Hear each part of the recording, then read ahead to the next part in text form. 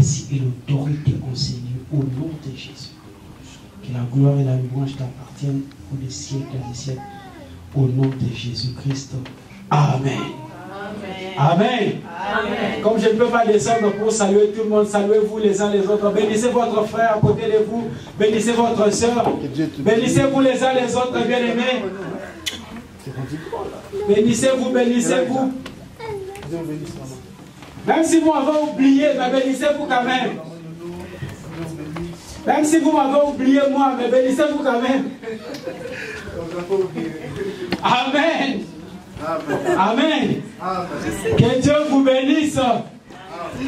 Nous sommes toujours dans notre série que nous avons commencé.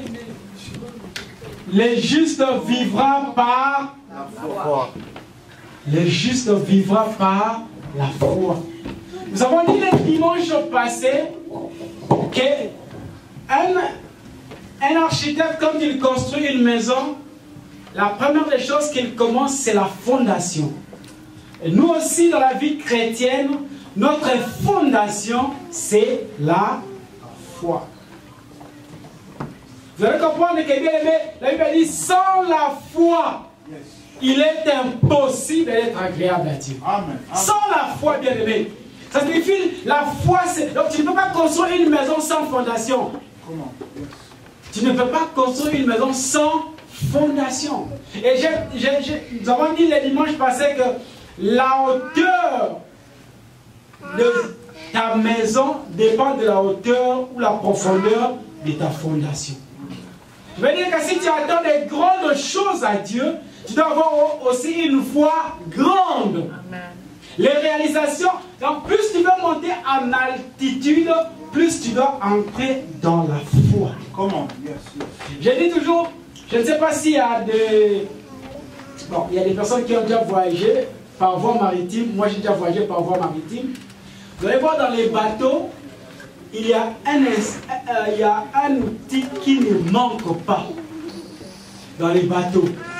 À part le moteur, à part la boussole, il y a un instrument très capital qui ne manque pas dans un bateau.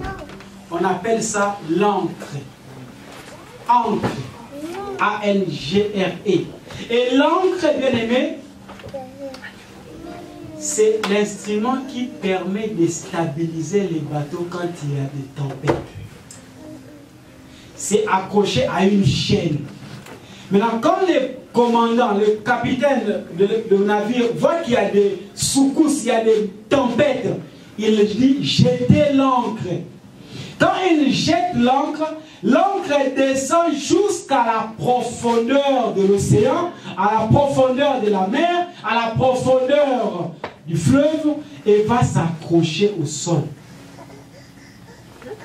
Même si la tempête, le bateau ne va pas chavirer. La foi, c'est l'encre dans la vie d'un chrétien. Amen. Si vous avez la foi, bien aimé, quelles que soient les tempêtes qui viendront dans votre vie, l'encre stabilise le bateau. L'encre stabilise les bateaux.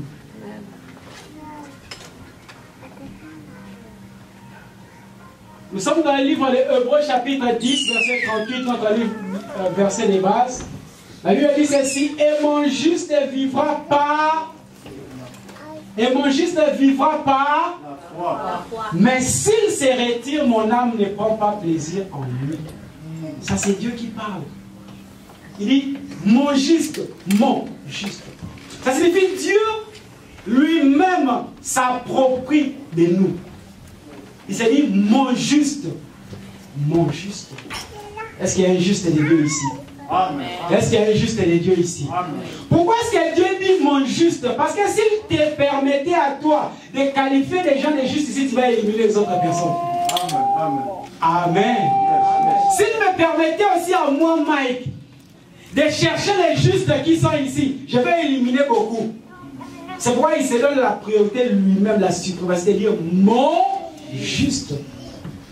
Parce qu'il y a des personnes bien aimées que tu vas dire, mais celui-ci, avec tout ce qu'il fait, avec tout ce qu'il a fait, Dieu dit, l'homme c'est l'homme en cœur. Amen. Amen. Quand tu vas dire, mais non, mais c'est lui qui a ravi la femme d'autrui, mais c'est lui qui a tué ceci, c'est lui qui a fait ceci. c'est l'homme selon mon cœur. Parce que Dieu a vu en cet homme une foi inébranlable. Mon juste vivra par la foi. Avez-vous une foi qui vous fait vivre? J'aimerais que nous puissions creuser ces sujets. Aujourd'hui, j'aimerais que nous puissions entrer dans un sous-point. Dans un sous-point. Où est ta foi? Bien aimé, la Bible dit ceci. Là où se trouve la richesse d'une personne, c'est là où se trouve son cœur. Parce que vous savez, quand nous étions communs, ici au Canada, ça ne se fait pas. Hein. Vous savez, quand quelqu'un achète son jus et met au frigo, après quelqu'un vient vérifier. Personne n'a vu, hein? Ok. Après quelqu'un dit, c'est comme si quelqu'un a quelques centimes. Son cœur se trouve toujours là-bas. Mais là où se trouve votre richesse, c'est là où se trouve votre cœur. Il y avait parfois, jusqu'ici ça y est, il y a, chez moi, comment il y avait des caisses comme ça, en bois, on tout au-dessus, on glissait parfois des billets de banque à l'intérieur. Pasteur, à tout moment, j'ai vérifié ça. Je bouge juste qu'il y a encore l'argent à l'intérieur. Amen. Bien, je veux dire à une personne, là où se trouve votre foi, c'est là où se trouve votre foi. C'est là qui déterminera votre façon de vivre. Amen. Là où se trouve votre foi, là où vous orientez votre foi, c'est là. Donc, vous n'avez pas besoin de me dire qui vous êtes. Je vois seulement comment vous vivez, je détermine comment est votre foi. Et alors, voici la question. Cette question est venue d'où? C'est Christ Jésus qui a posé cette question. Dans le livre de Luc, chapitre 8, verset 24 à 25, la Bible dit ceci. Ils s'approchèrent et les réveillèrent en disant, Maître, Maître, nous périssons. S'étant réveillés, il menaça les vents et les flots qui s'apaisèrent, et les calmes revint. Puis il leur dit, où est votre foi? Saisis de frayeur et d'étonnement, ils se dirent les uns les autres, quel est donc celui-ci qui commande même au vent et à l'eau, et à qui ils obéissent? Mais l'histoire se passe comment? Jésus venait de prêcher, il a prêché, il dit maintenant ses disciples devront traverser. Il va s'asseoir à côté et dort. Il y a des tempêtes qui arrivent. Il y a des tempêtes qui arrivent. Et après ces tempêtes, il y a une chose qui est un peu, comment je peux dire, paradoxe. L'apôtre Pierre, c'était un pécheur. Ça signifie qu'il a passé toute sa vie dans l'eau. Parce qu'on ne peut pas pêcher dans la forêt. C'est dans l'eau. Mais maintenant, quel est ce genre de tempête qui s'est abattu ces jours-là que l'apôtre Pierre n'a pas pu gérer? Et il a crié à Jésus, Maître, Maître, nous périssons. Je veux dire à une personne, les tempêtes qui viennent dans ta vie ne viennent pas toujours pour te détruire. Comment? Les problèmes qui viennent dans ta vie ne viennent pas toujours pour te détruire. Il y a parfois des problèmes qui arrivent dans ta vie. Dieu veut seulement élever ton niveau de foi. Amen. Amen. Yes, yes. Il y a des choses que Dieu ne peut pas permettre que quelque chose arrive dans ta vie pour te détruire. Il n'est pas Dieu dans ce cas. C'est comme un professeur qui peut dire que non, moi là, personne n'est réussi dans mon examen. C'est un mauvais professeur. Amen. Amen. Les épreuves ne sont que des tests pour voir si nous avons compris ce qu'on nous a enseigné. C'est comme vous allez voir, pendant les cours, le professeur, le maître parle. Vous lui posez des questions, il explique, il réexplique. Mais pendant l'examen, le professeur ne parle pas, il s'est tait. Je vais dire à une personne, il y a des moments pendant les épreuves, tu pries comme ça, Dieu ne dit rien. Amen, amen, yes. Il y a parfois des moments où tu pries, tu dis, mais Seigneur, ce problème, ça va m'emporter. Je vais mourir, Seigneur. Dieu ne dit rien. Amen. Dieu ne dit rien. C'est parce que pendant l'examen, les professeurs ne parlent pas. Mais ce n'est pas parce qu'il ne parle pas qu'il n'est pas là. Ce n'est pas parce que Dieu ne dit rien que Dieu veut que tu puisses échouer. Parce que la Bible dit, Dieu veut que toutes sortes d'hommes soient sauvés. Amen. Et Dieu veut que tu puisses réussir. Et maintenant, l'apôtre Pierre, il dit, ben, j'ai affronté des tempêtes dans ma vie. Cette tempête ici, ce n'est plus à mon niveau. Cette tempête ici, je vais aller réveiller le maître. Parce que c'est lui qui nous a demandé de monter dans la barre. Mais quand les problèmes arrivent dans ta vie, tu retournes à qui? L'apôtre Pierre plutôt, il dit non, il faut réveiller Jésus. Jésus s'étant réveillé, il menace les vents, il crie sur la mer, les calmes revient. Il leur pose la question, où est votre foi? Je vais vous répondre, je vais vous dire pourquoi Jésus a posé cette question. Jésus a posé cette question pourquoi? Parce qu'il y a plusieurs jours avant, il a posé la question, qui suis-je moi le fils de l'homme? Jésus a posé cette question. Ils ont dit, tu es le prophète, tu es ceci. Et puis il dit, mais vous, qu'est-ce que vous dites que je suis? Il dit, tu es le Christ. Il a dit, ce n'est pas la chair et le sang qui doivent révéler cela. Vous savez pourquoi est-ce que Jésus a dit, ce n'est pas la chair et le sang? Parce que la chair regorge des faiblesses, le sang regorge des imperfections. C'est pourquoi ce n'est pas les chairs et les sangs qui vont révéler cela, mais c'est mon Père qui est dans les cieux. Ça signifie que cette révélation n'a pas d'impureté, c'est pur. Maintenant, qu'est-ce que la Bible dit? Qu'est-ce que les prophètes ont dit? Est-ce que les messies devaient mourir par noyade? Amen. Les prophéties ont dit, le Messie sera tué, il va mourir par crucifixion et non par noyade. Donc, même si la tempête venait à un niveau élevé, cette tempête n'emportera pas le Christ parce que Christ va mourir par crucifixion. C'est pourquoi je vais poser la question, où est votre foi? Où est votre foi, bien-aimé? Quand la situation s'aggrave dans votre vie, où se trouve votre foi? Est-ce que vous suivez ce que vos oncles ont dit? Est-ce que vous suivez ce que votre famille a dit? Ou vous suivez ce que Dieu a dit?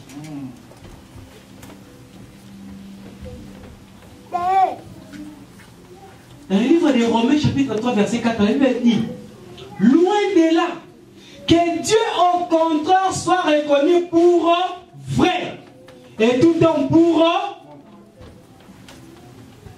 bien-aimé. Que Dieu soit reconnu pour vrai. Que tout homme des menteurs. Je vais dire à une personne.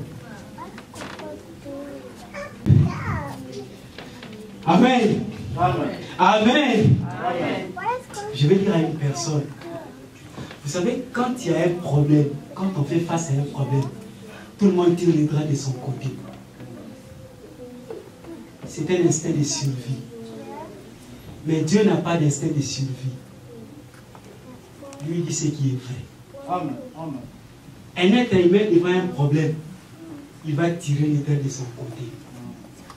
Mais toi aussi, tu es avec cet homme-là. Femme, je ne sais pas ce que tu dis. Vous avez compris? Ou que je puisse expliquer? Mais toi aussi, tu étais avec cet homme-là. Tu étais avec lui. Non. Oui, tu es nazaréen. Tu étais avec lui. Non. Je ne sais pas ce que tu dis, femme. Tout le monde il a tiré les draps de son côté. Pierre a renié Jésus. Il a renié Jésus. Que Dieu soit reconnu pour vrai. Il y a une différence entre la vérité et un fait. Un fait, c'est l'état actuel d'une chose ou d'une personne.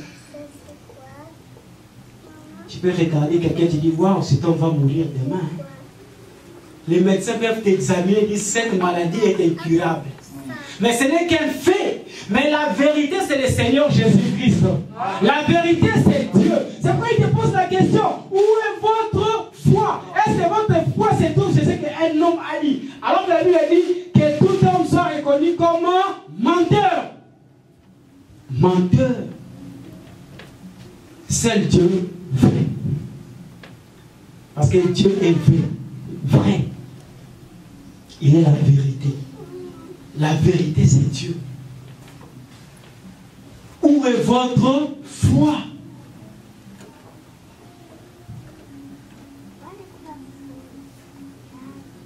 Dans le livre de Luc, chapitre... C'est ce que nous venons de lire. Matthieu 8, 13. La Bible dit ceci.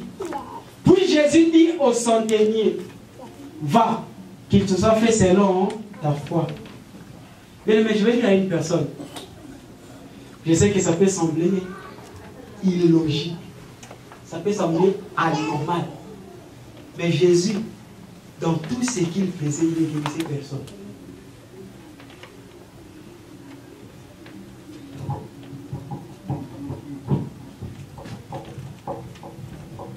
Je t'ai guéri.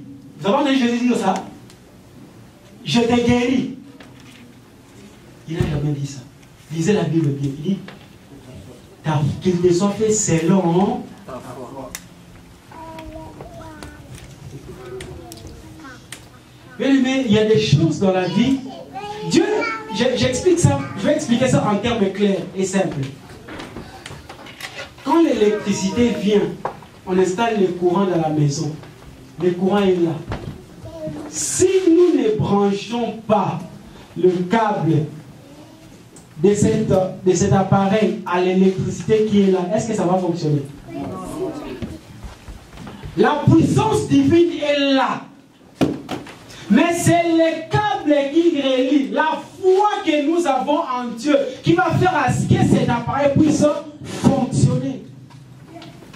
Mais la puissance de Dieu est permanente. La bonté de Dieu se renouvelle chaque jour. Les bienfaits de Dieu sont inépuisables. Mais c'est notre foi qui pose problème. C'est pourquoi il nous pose la question, où est votre foi? Est-ce que vous mettez foi à ce que vous pensez?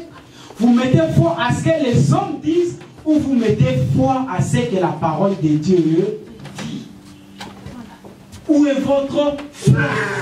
Je dis à ce centenier qu'il te soit fait selon ta volonté. Mais je te pose la question. Si seulement Dieu devait te dire maintenant qu'il te soit fait selon ta volonté, est-ce que le monde va rester ou tu vas détruire le monde?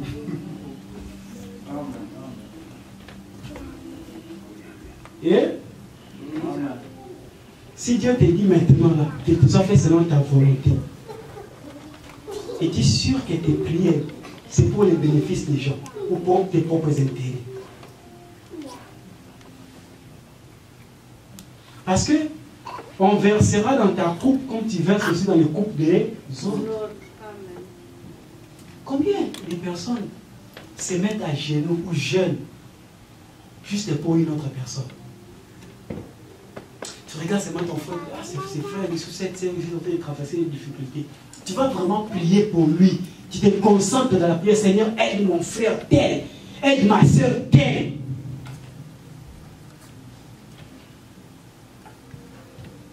Amen. Amen. Qu'il te soit fait selon ta foi. Parfois, nous les chrétiens, nous avons un grand problème. Notre plus grand problème, c'est la théologie. La théologie fait des religieux. Alors que Jésus n'est pas venu faire des religieux. Jésus est venu faire ce qu'on appelle restaurer un royaume perdu. Parce qu'un religieux et un citoyen du royaume sont différents. Un religieux, c'est une personne qui a des dogmes de ceci. Mais un citoyen du royaume a des droits et des devoirs. Il sait que je ne dois pas faire ça, mais j'ai le droit de déclarer ceci. J'ai le droit de demander ceci. J'ai le droit de faire ça. Amen. Amen. Dès que tu es là, ben, il suffit seulement que tel que nous sommes là, nous prenons le téléphone, quelqu'un prend le téléphone et compose 9, 1, 4. Il suffit seulement que ça sonne. Dès que tu raccroches, la police sera ici. Vrai ou faux? C'est un droit. Tu dois être sécurisé. Amen. Amen. Mais aussi, tu as aussi des devoirs à faire. La foi, c'est ton devoir pour acquérir tes droits. La Bible est un livre de promesses. Mais c'est ta foi qui active l'accomplissement de ces promesses. C'est ta foi qui amène qu'à ce que toutes ces promesses soient réalisées. C'est ta foi, bien-aimé.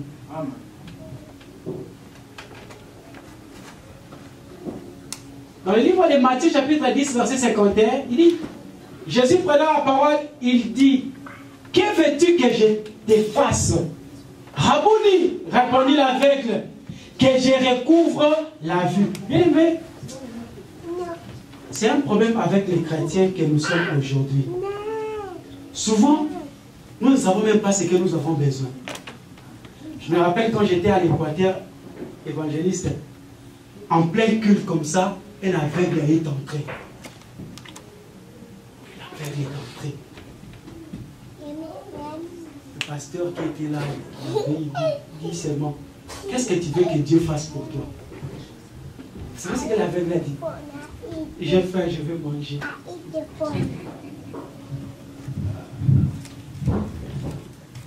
Le pasteur a dit seulement qu'il te soit fait selon sa foi. Donnez-lui à manger. On a cherché à manger, on lui a donné.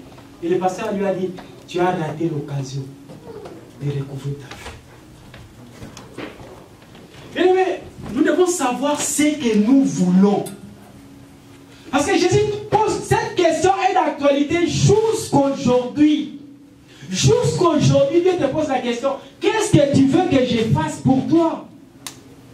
Mais le plus grand problème avec nous, c'est quoi? Nous, avant de dire ce que nous voulons, nous regardons à l'autre. C'est une belle voiture. Seigneur, donne-moi une belle voiture. Il a tel. Seigneur, donne-moi telle chose. C'est pourquoi nous ne recevons pas. C'est pourquoi la Bible dit, vous demandez, mais vous ne recevez pas parce que vous demandez mal.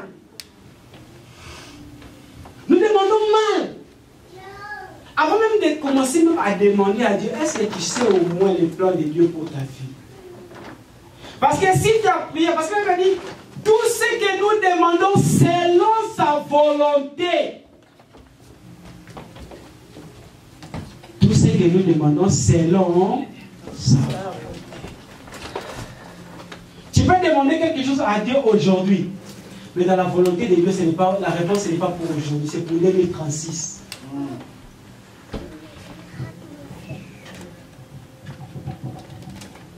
Amen. Amen. Abraham a demandé un enfant. La date qu'il a demandé et la date qu'il a eu l'enfant, c'était 25 ans. Je ne dis pas que toi aussi tu auras à faire 25 ans. Mais je dis toujours, il y a un temps. Cela dépend de la volonté de Dieu. Et Jésus lui dit, va, ta foi t'aura sauvé. Je veux dire à une personne aujourd'hui, tel que tu es en fait, tu ne rentreras pas comme ça si tu as la foi. Amen. Ta foi va te sauver. Amen. Quel que soit le niveau de maladie que tu as, quel que soit le niveau de problème qui t'accable, si tu as la foi, ta foi va te sauver aujourd'hui. Si tu as la foi, ta foi va te sauver aujourd'hui. Parce que moi, je ne prêche pas un Dieu qui est mort. Je ne prêche pas un Dieu historique. Moi, je prêche un Dieu qui est vivant. Parce qu'il a dit, je suis celui qui suit. Il est toujours au présent. Amen. Amen. Et il a dit, je suis le même. Ça signifie ce qu'il a fait hier, il peut le faire aussi aujourd'hui.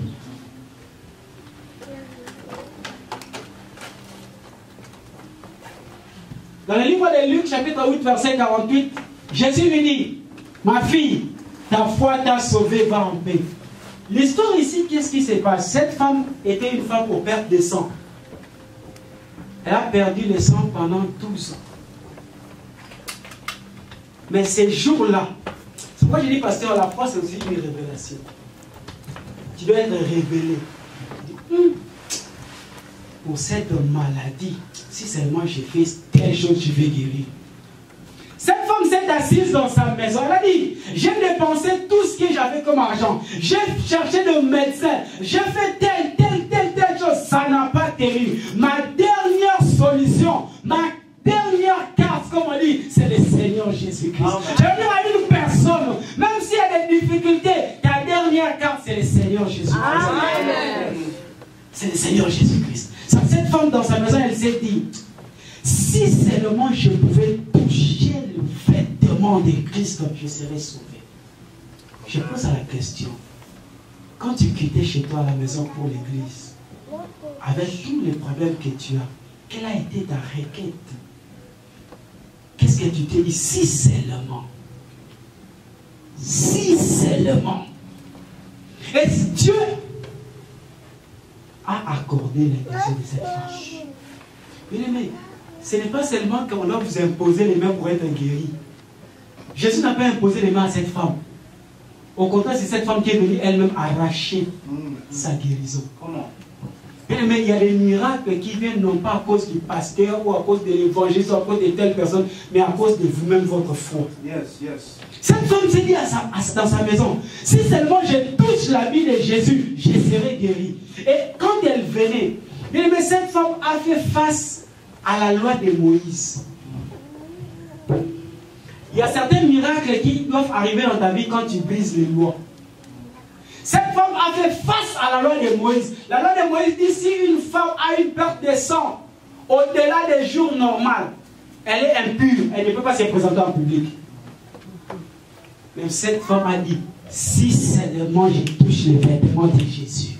Et cette femme bien-aimée, elle a commencé à pousser les gens. Elle poussait les gens. Parce que quand Jésus marchait, il y avait une foule qui était avec Jésus. Cette femme a poussé les gens jusqu'à tenir les vêtements de Jésus. Même la Bible dit Jésus ça l'état directement. Parce que quand vous lisez la Bible, Jésus ne partait pas pour cette femme. Amen. Ce n'était pas pour cette femme que Jésus partait. Jésus partait pour la fille de Jairus. Jairus avait déjà invité Jésus, a convaincu Jésus pour aller prier et sauver sa fille. Et Jésus partait vers. Mais cette femme s'est venue s'interroger. Je vais dire à une personne, tu es capable d'arrêter une bénédiction en cours de route. Amen. Tu es capable d'arrêter une bénédiction en cours de route. Amen. Si seulement tu as la foi, tu es capable d'arrêter ta bénédiction à toi. Mais qui est ta bénédiction? Dis à quelqu'un, ma bénédiction, personne ne va l'arracher. Ma bénédiction, personne ne va l'arracher. Je vais bénéficier de ma bénédiction. Amen. Amen. Cette femme s'est dit, si je touche, il s'en foutait même de la demande de Jairus. Elle a dit, moi, si je touche. Elle a poussé jusqu'à tenir Jésus. Et la Bible a dit, dès qu'elle a tenu la vie de Jésus, elle a été guérie au même moment. Je vais dire à une personne, si ta foi est comme la graine de s'élever, ce que tu vas dire aujourd'hui dans la prière va se réaliser. Amen. Amen. Yes, yes. Aujourd'hui, je ne dis pas demain. Je dis aujourd'hui, ça va se réaliser. Parce que le Dieu que je prêche, c'est celui qui a dit tout ce que vous demanderez en mon nom. Yes, yes. Tout. Le plus grand problème avec nous, nous sommes comme ces papas de Kisangani, qui a demandé un téléphone au président de la République. Et Jésus s'est arrêté. Il a dit, qui m'a touché? Pierre qui était trop charmé dit, mais Seigneur, il y a beaucoup de gens ici. Tout le monde se touche, te touche. Non. Il dit, tout le monde me touche normalement. Mais la main qui venait de me toucher m'a touché différemment. Je dis à une personne, si tu touches Jésus aujourd'hui différemment, tu verras les miracles dans ta vie. Amen. Amen. Même si les docteurs ont dit c'est la fin, je vais dire à une personne, les hommes peuvent dire c'est la fin, mais pour Dieu ça ne fait que commencer. Amen. Amen. Devant la mer rouge, tout le monde a dit c'est la fin. Mais Dieu a dit, ça ne fait que commencer. Le plus grand problème avec nous, le Seigneur pasteur, Jésus entre dans la piscine de Bethsaïda. Il passe tout le monde. Il passe tout le monde. Il passe tout le monde. Il arrive devant un monsieur qui était malade depuis 38 ans. Ça signifie, Jésus était encore au ciel, cet homme était déjà malade. Amen. Amen. Donc Jésus était encore au ciel. Cet homme était déjà malade. Jésus lui pose la question, veux-tu être guéri? La personne lui dit clairement, oui Seigneur, je vais être guéri. Comment ça expliquer à Jésus? Tu vois Seigneur, tu vois, quand l'eau s'agite, je n'ai personne pour me jeter. Voilà, qu'est-ce que c'est simple. Veux-tu être guéri? Oh non, tu vois, on a dit, pour que tu puisses avoir l'argent, est-ce que tu veux être béni? La question est simple. Est-ce que tu veux être guéri? Oh non, je n'ai pas d'argent pour acheter les médicaments. Est-ce que tu veux être guéri? La question est aujourd'hui, est-ce que tu veux que Dieu puisse faire quelque chose dans ta vie? Amen. Je te pose d'abord la question, où est ta foi?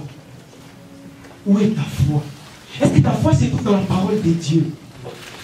Si ta foi ne se trouve pas dans la parole de Dieu, commence maintenant à demander à Dieu de te donner la foi digne de l'évangile.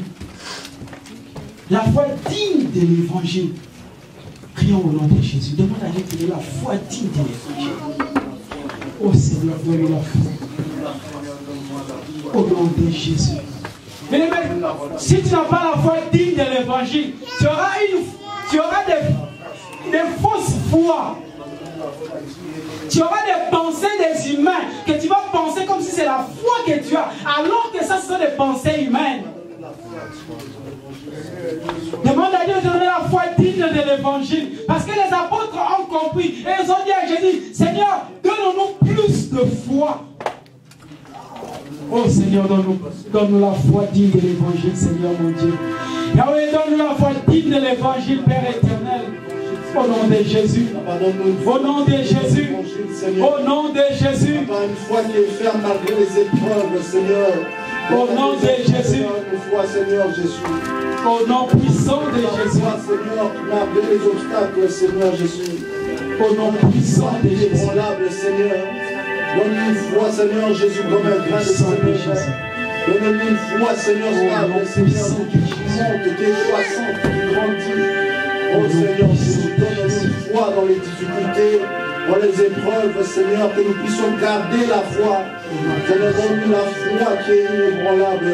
Donne-nous une foi comme Marie. Donne-nous une foi comme Job, qui a tout perdu, mais qui a dit que mon Rédempteur est vivant. Oh Seigneur Jésus, nous voulons avoir une foi. Une foi comme tes serviteurs et tes servantes, Seigneur. Oh Seigneur, donne-nous la foi, Père éternel. Même lorsqu'on aura, Papa, donne-nous la foi. Lorsqu'on manquera, Seigneur, donne-nous la foi. Oh Seigneur Jésus, lorsque tu nous exauceras, Seigneur, Papa de tout-puissant. Au nom de... Mais tel que nous sommes là, chacun a un problème bien déterminé à lui. Prends maintenant ton problème, commence à relier ça à la parole de Dieu. Comme cette femme au père de sang qui a dit, si j'ai touché seulement la vie de Jésus. Comme Job qui a dit, je sais que mon Rédempteur est vivant. Comme Marie a dit, je suis la servante de l'Éternel. Commence maintenant à relier ton problème avec une parole de Dieu et commence à trouver la solution par ta foi. Au nom de Jésus, prions bien-aimé. Oh Yahweh, Dieu de grâce, Dieu de bonté, je viens prier pour tes enfants, Père éternel. Je sais qu'il y en a qui sont malades ici. C'est pourquoi je déclare, selon ta parole, par tes meurtrissures, nous avons été guéris de toutes nos maladies. C'est pourquoi, Seigneur mon Dieu, je déclare la guérison. Je proclame la guérison. Je proclame la guérison au nom de Jésus-Christ. Au nom puissant de Jésus-Christ. Ceux qui ont des problèmes, Seigneur. Oh Dieu de grâce. Toi, tu es le Dieu de la solution. Toi, tu es le Dieu de toute capacité. Yahweh, entre en scène dans la vie de tes enfants. Yahweh, ceux qui ont des questions. Père éternel, donne les réponses au nom de Jésus. Oh Père éternel, le Dieu tout-puissant, entre en scène, Seigneur de gloire. Entre en scène, Père éternel, au nom de Jésus. Entre en scène, le roi des rois. Entre en scène, Père éternel, au nom puissant de Jésus. Au nom puissant de Jésus. Au nom puissant de Jésus. Au nom puissant de Jésus. Au nom puissant de Jésus. Expose ton problème à Dieu. Expose ton problème à Dieu. Viens à Dieu par la foi, bien-aimé.